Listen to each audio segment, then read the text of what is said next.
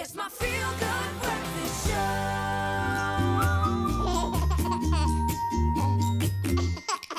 There we have that happy tune. Welcome to it, your Feel Good Breakfast Show right here on SABC3. Time for some baby talk on your Thursday morning. Now, we all understand the baby blues are common due to hormone changes and the overwhelming effects of becoming a new parent. But when does it cross the line into a more serious issue of postnatal depression? Now, we are happy to welcome back in studio Meg Foray to talk to us more about this topic. Meg, lovely to have you. Thank you very much. Can we sort you out with a coffee? I'd love an Americano. An Americano. Yeah, there we go. Sis Princess is on it right now. Sis Princess, please, your best grind. And also, please engage with us in this conversation. 0214309881. Meg is standing by to answer all of your questions. And let's begin by just differentiating between what's known as having the baby blues and what is known as having postnatal depression. When does it cross the line? Assuming, obviously, the baby blues is the more subtle kind of emotion associated with it, where postnatal depression is the more severe. Yeah. I mean, by far the majority of mums will experience baby blues. It's due to that shift in hormones, a little bit of sleep deprivation, and just like everything that goes on right around birth. And that really only lasts for up to 4 weeks. It's very short. I had it. I would feel it kind of 6 o'clock in the evening. I'd almost be falling apart with tiredness. There we go. Thank you, Princess. Oh, that's Thank you perfect. very much, Thank Princess. you. Yeah, so I'd almost be falling apart with exhaustion and then would kind of go on to feeling awful. But then when it goes past a month, so now you've gone on and you've really got significant feelings of depression or anxiety, that's when we know that you've got postnatal depression. And you know, it's approximately 13% of women actually do get it. So it's not as uncommon as you think. Yeah, so it's more than 1 in 10 women actually suffer from postnatal depression. Just quickly also touching on another term you've mentioned just before we came live, perinatal depression. So we're speaking about postpartum depression or postnatal depression. What does that term involve? I mean, because you say that's more kind of encapsulate the entire journey. Yeah, and everybody knows about postnatal depression. It's kind of after the birth. But perinatal depression describes the fact that these emotions can shift before and after. So antenatal depression and postnatal depression. And it's amazing, many people don't know it, but women can feel very low in pregnancy. They can feel ambivalent about having the baby. They can feel anxious about the birth. And those emotions together constitute antenatal depression or antenatal distress. And that actually predicts for later whether or not you're going to have postnatal depression. It's linked. It's very important to look at that phase as well. Absolutely, absolutely. We spoke about it going over that 4-week period where now for a month, maybe 2 on end, you're feeling something is just not quite right.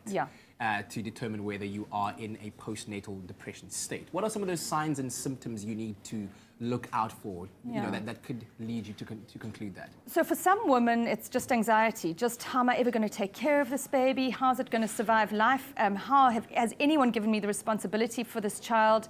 For others, it's absolute despair about the night that's coming, as well as the anxiety. How am I going to get through the night? How am I going to survive?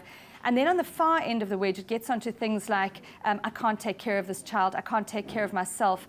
I actually can't respond to my baby. So when babies are making eye contact, mom's actually not even noticing it because she's feeling blunted. And then on the very far end, we actually get what we call postnatal psychosis, which is where women actually have a break with reality. They become suicidal or could actually harm their babies.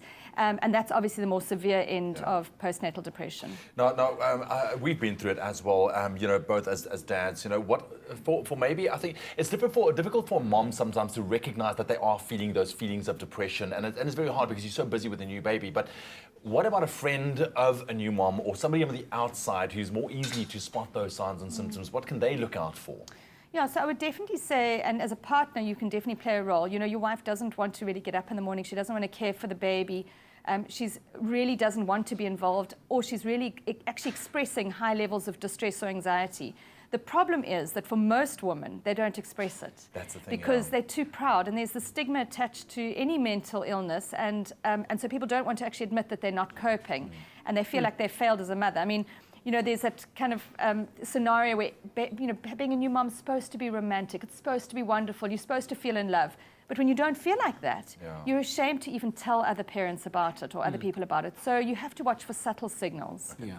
Well, we're going to continue our conversation on the other side of a very just short break. But when we come back, I want to talk about, you know, is it possible? Are there things to do in order to avoid? Can you better prepare yourself? Because one of the things that you spoke about is the anxiety around being able to take care of a child or respond to a child's needs. So prenatal, perhaps in the pregnancy or family planning stage of your life? Are there things that one can do? Maybe some tips that you can share with us. But in the meantime, you can give us a call on 0214309881 for Baby Talk.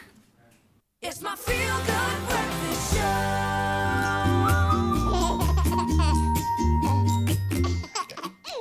Welcome back to your Feel Good Breakfast Show. It's a Thursday morning. We're live, large and in charge, and time for some baby talk with our expert friend in all things baby talk, Meg Fora. Thanks very much for joining us. And we're talking about PND, postnatal depression, those feelings of anxiety that extend far beyond that initial 4-week process. And of course, we are encouraging you to call us and engage in conversation on 0214309881. But there is a very important number that you also need to remember, which is the South African Depression and Anxiety Group Helpline. It's 0800 456 789. You can call them as well for professional help. Right now, Margot is calling us. She's on the line. Margot from Pretoria. Good morning. Hello, Margot.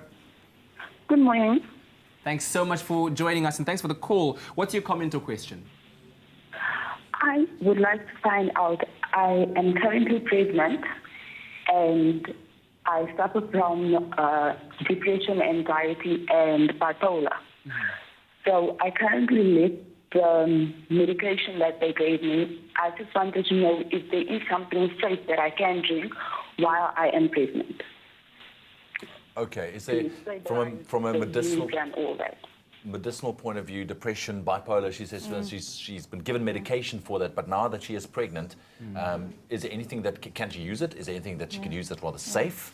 So there are safe medications, but she would absolutely need to speak to a doctor. So it is very important that if you do have a pre-existing mental illness, like for instance bipolar or anxiety or depression, that you're managed through your pregnancy.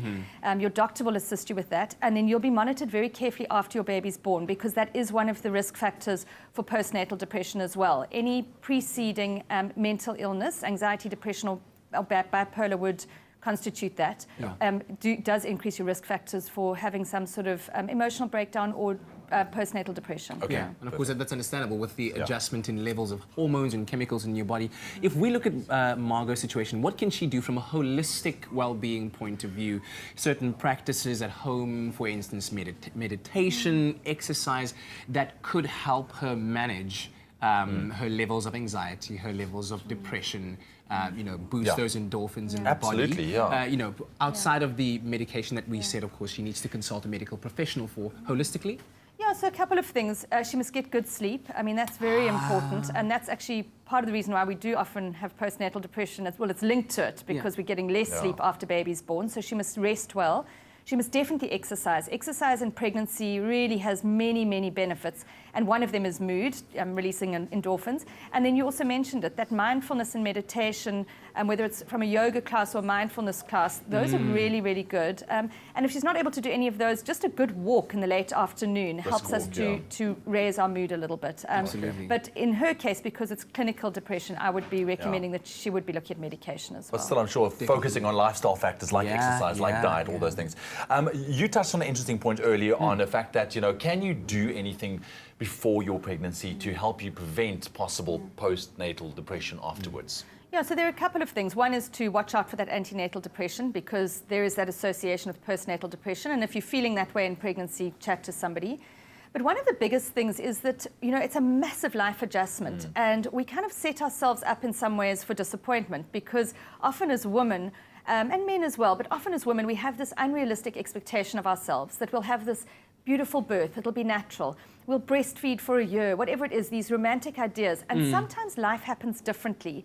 And one of the things that I encourage parents to do is to have mental flexibility, that things can change. It can change in the labor room. It can change that you're not able to breastfeed. And we know that women whose plans don't go according to plan, so who have a cesarean section, aren't able to breastfeed, do have greater sense of disappointment in themselves, maybe unnecessarily, and are harder on themselves. So I would definitely say mental flexibility is one. And then also to set yourself up with a good support system. That's very important for after the baby's born. Yeah. Let's talk about treatment options for PND and possible things that partners, family members, friends could do in the aid of preventing the onset of PND. Let's address that first. Preventing the onset, and then we'll talk about the treatment options. Yeah, so I would definitely say making sure that your partner has sleep. I mean, that's critical. Yeah. And I mean, I often say to parents, don't both be up breastfeeding at night.